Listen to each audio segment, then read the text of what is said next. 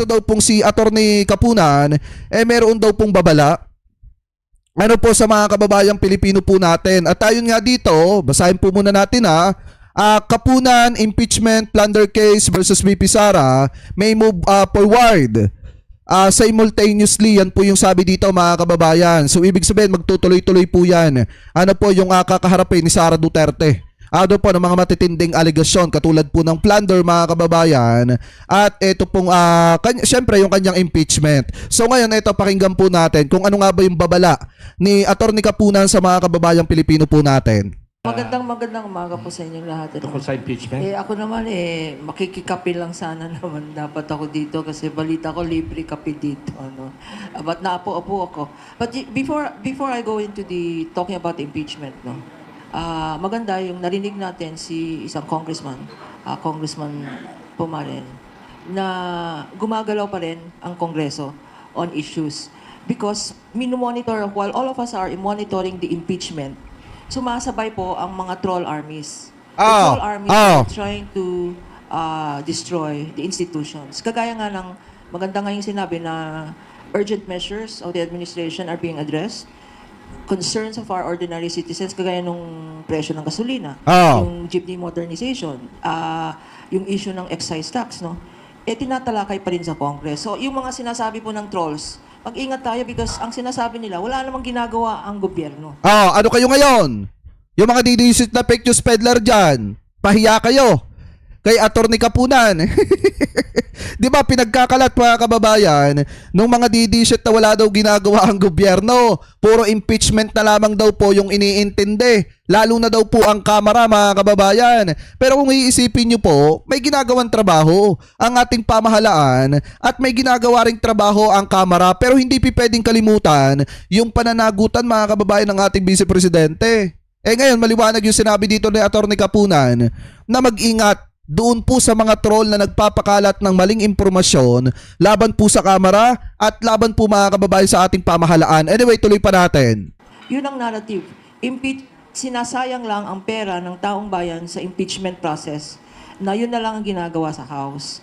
So we should be very careful about social media, lalo na po.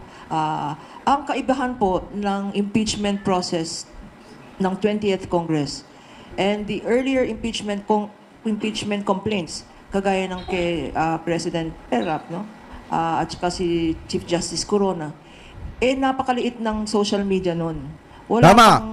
In other words, there was no counter-narrative to what was going on. Ngayon, ang kalaban po natin fake news, distorted news, misinformation, and a counter-narrative to what is the truth.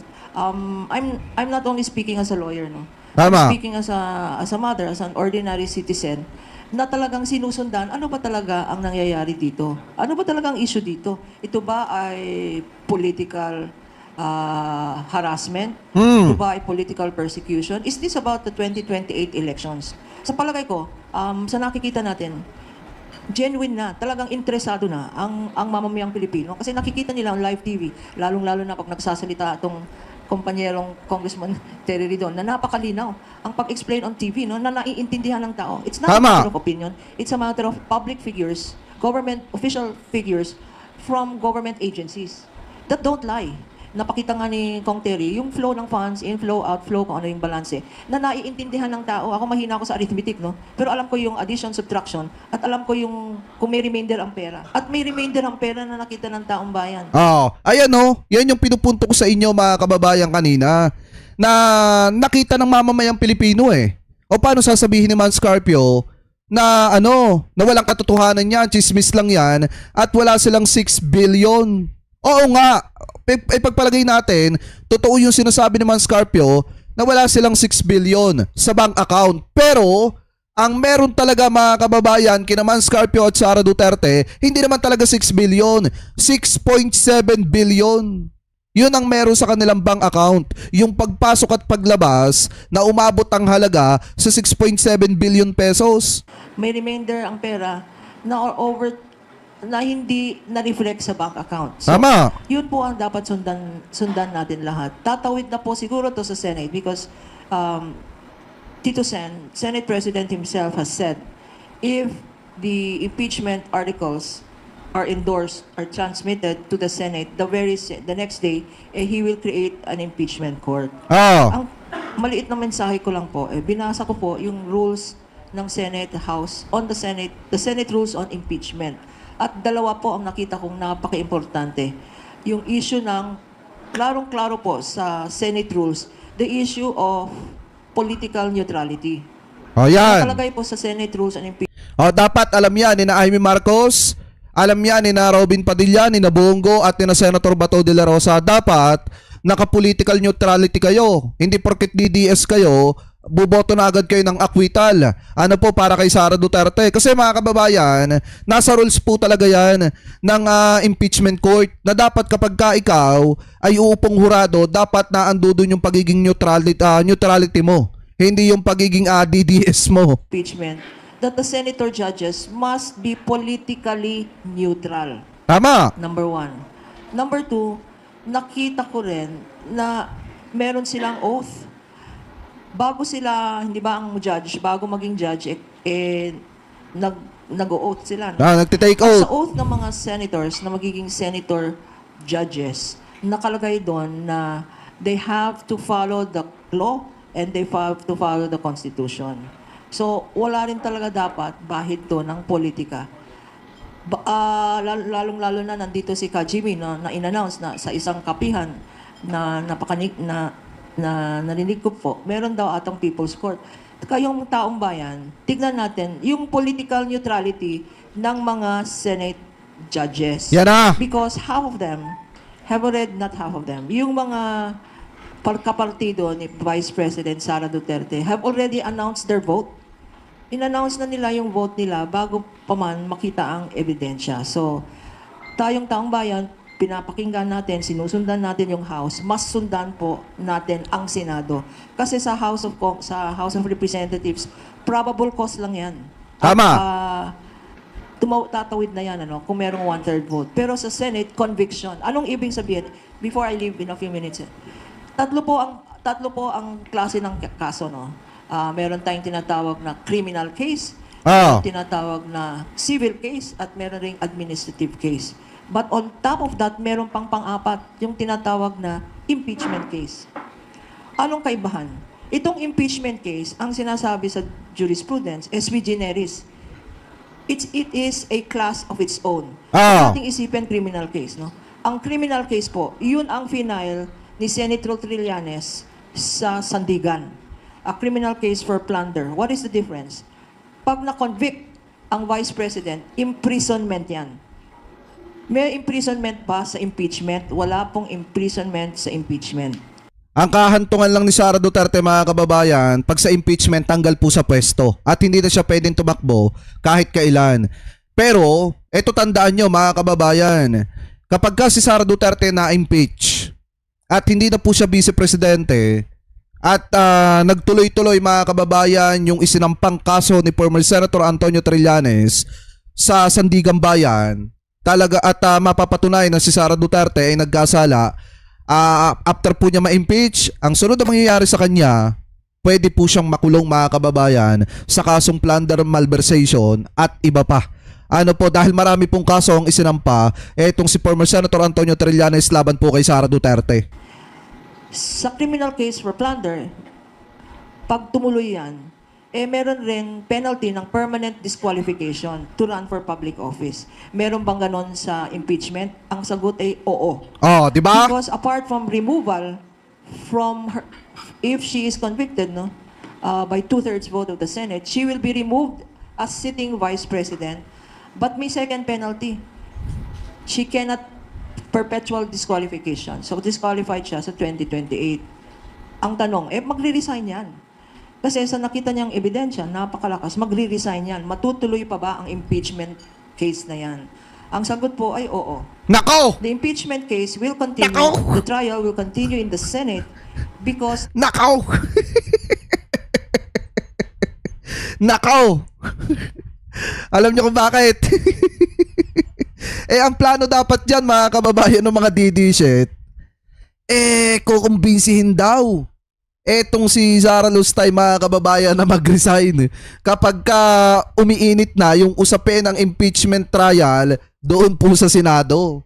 Kukumbinsin daw, mga kababayan, na mag-resign. Ang problema, kahit pala mag-resign, tuloy po yung impeachment, at kung makukonvict si Sara Duterte dyan po sa Senado, mga kababayan, tanggal pa rin siya sa pwesto at tanggal pa rin siya, mga kababayan, sa pagtakbo sa darating na 2028. There is a second penalty apart from removal from public office or if she is sitting because she's a sitting vice president.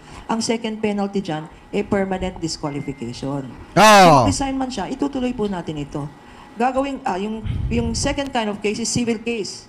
Pag na-convict ba siya dito sa impeachment court, kailangan niya is solely yung 6.77 billion, hindi po.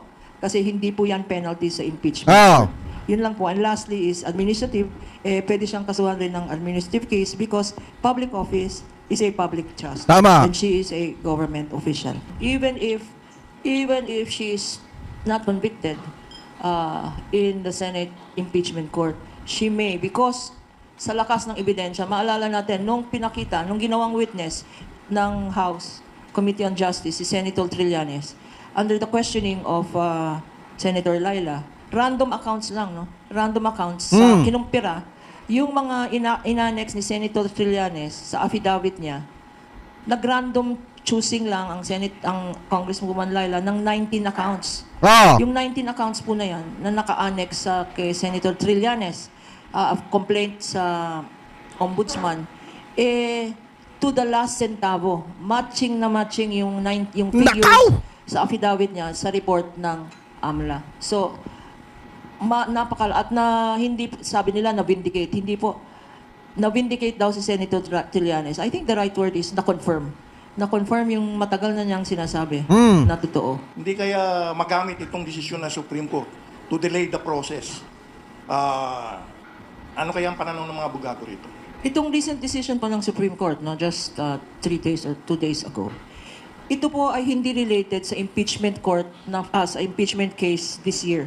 Ah. This is in relation to the impeachment case ng 19th Congress, kung saan ang Senate President, si Chis Escudero, acting as presiding justice, hindi niya create ang impeachment court. So, merong isang taxpayer, ordinary citizen, na nag-file ng tinatawag na mandamus to compel the Senate President to convene the impeachment court. Na-urge At kalala- na pagmadaliin ito pong Senado na magsagawa ng impeachment trial, mga kababayan. 'Di ba, kung matatandaan nyo, yan yung mandamus na kung saan nga ngayon lang naibigay ng Korte Suprema yung kanilang kasagutan no nakaraang araw lang.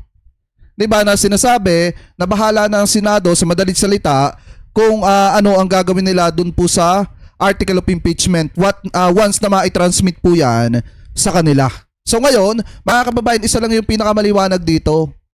Talagang kapag pala nagkaroon ng trial dyan po sa Senado at na-transmit na yung article of impeachment, malaki ang posibilidad na makonvict po si Sara Duterte. Yan po yung katotohanan dyan. Lalabas lang, imagine after 1 year, lumabas ang decision ng Supreme Court the other day to say, ang forthwith, hindi naman, ang interpretation niya hindi naman immediate. It depends, it can be long or short.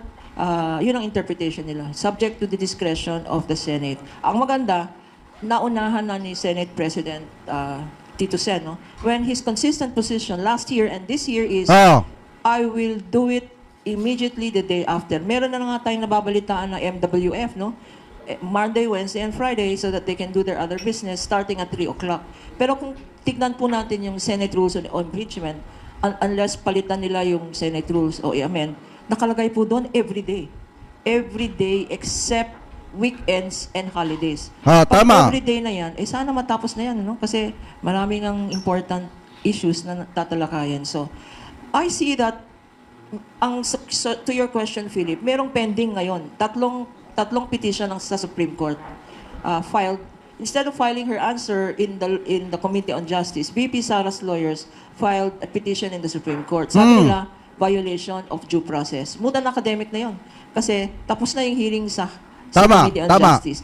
Ang titignan po natin, baka insurance nila ito, sinama nila sa petition ang Senate President na wala namang malay-malay sa due process sa House. They included as respondent the Senate President. Pero kung iisipin nyo mga kababayan yung plano talaga ng mga kaaliado ni Sara Duterte, ng mga abogado nila, pahintuin talaga totally yung impeachment. Kaso nga lang ang problema, wala pagka na-transmit ng article of impeachment diyan po sa sa Senado mga kababayan, alam naman natin na ang Senate President ay sumusunod sa sinasabi ng saligang batas at para sa kanya, ang sinasabi ng saligang batas, pag sinabing forthwith, ASAP, urgent, agad-agad.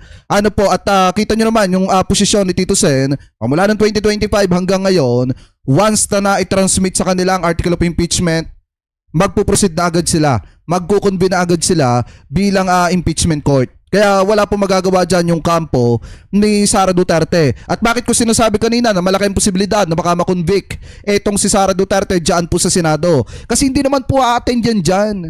Malabo nang umattend yan mga kababayan. Lalo na't makakaharap niya yung mga kongresista na ayaw niya pong makaharap. Kaya nga malabo na pong umattend dyan. Siguro nga attend lang dyan yung 16 niyang abogado. Ang tanong, paano siya ipagtatanggol kung wala siya doon? So pending yon. As regards the Senate President, baka na naman sabihin, pag kinonvene na yung court, may pending petition pa, no? Miski namut ng academic, ang issue on the Committee on Justice, kasi tapos na, meron pa rin issue against the Senate, kasi respondent ang Senate President. Alam mo, kaming mga lawyers, we can be creative. We can be creative. Yung pwedeng, miski na hindi pwedeng ilulusot pa rin. Ang tawag dyan is unreasonable delay. Baka naman, i-interpret na naman ng Supreme Court. Ano ang ibig sabihin ng unreasonable delay sa mga ganyan ng issue? Just to add kay Atty. Kapunan, no? Say that even the Supreme Eto, ibang usapin na to mga kababayan kay Atty. Dino na to. Pero ang maliwanag po kasi dito, bukod po sa babala ni Atty. Kapunan sa mga kababayan Pilipino po natin, dahil nga sumasabay na ngayon yung mga trolls para sirain po yung imahe ng impeachment mga kababayan, sirain yung imahe ng gobyerno, palabasin na puro impeachment yung inaatupag, ginagawa at hindi nagtatrabaho ang ating pamahalaan. Wala pong katotohanan yan. Kasi nga, mismong si Atty. Kapunan na po ang nagsabi na wag maniwala sa mga sinasabi ng mga fake news peddler. Alam naman po natin si Atty. Kapunan, yan po ay private citizen. Di po ba hindi naman po politiko yan? Kaya nga ako naniniwala ako sa observation nito pong si Atty. Kapunan na talagang talamak yung trolls para sirain mga kababayan ang Kamara, ang Senado at ang ating pamahalaan. Dahil nga hawak nila or nasa kamay mga kababayan ng Senado nasa kamay ng Kamara at Senado yung kahihinatnan ng impeachment ni Sara Duterte. Ano po? So kayo, mga kababayan, ano po, kung kayo po ang tatanungin, ano po masasabi ninyo, hingil po sa paliwanag ni Atty. Kapunan patungkol po dito sa proseso ng impeachment ni Sara Duterte. Kasi maliwanag naman kahit mag-resign, si Sara Duterte may impeach pa rin siya. Ano po mga kababayan, kaya nga walang lusot. Sa madalit salita, wala pong lusot dito etong si Sara Duterte. So kayo, mga kababayan, kung kayo po ang tatanungin, ano po ang comment at opinion po ninyo, hingil po dyan